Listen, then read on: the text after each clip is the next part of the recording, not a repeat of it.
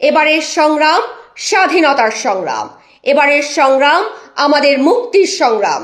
Just একটু আপনাদের সামনে তুলে ধরার চেষ্টা করা, যাতে আপনারা পেছনে ফিরে আবার একটু ইতিহাসটাকে পড়তে পারেন, জানতে পারেন। 1971 সালের 7ই মার্চ এই দিনটি বাংলাদেশের একটি ঐতিহাসিক গুরুত্বপূর্ণ দিন। এই দিনে শেখ মুজিবুর রহমান ঢাকা রেসকোর্স ময়দান, যেটা এখন সরোয়ার্দী উদ্যান, সেখানে তিনি এই ঐতিহাসিক ভাষণটি দিয়েছিলেন। 1970 সালে শেখ মুজিবুর রহমানের যে দল আওয়ামী লীগ, তারা নির্বাচনে সবচেয়ে বেশি সংখ্যাগরিষ্ঠতা লাভ করে, কিন্তু পাকিস্তানি শাসক গোষ্ঠী তারা ক্ষমতা হস্তান্তর করার ক্ষেত্রে নারাজি হয়।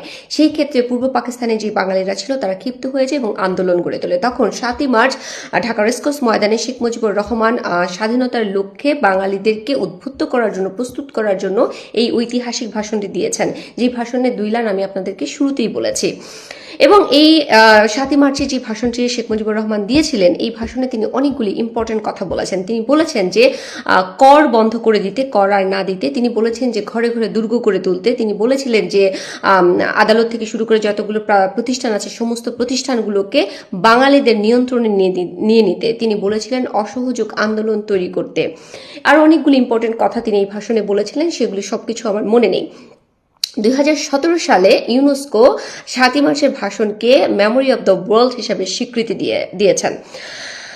আমি শেখ মুজিবুর রহমানের 7ই মার্চ নিয়ে যে ঘটনাটা আপনাদেরকে বললাম, সেই ঘটনা শোনার পরে আপনাদের কাছে মনে হতে পারে যে আমি আওয়ামী লীগ হয়ে গেলাম কিনা।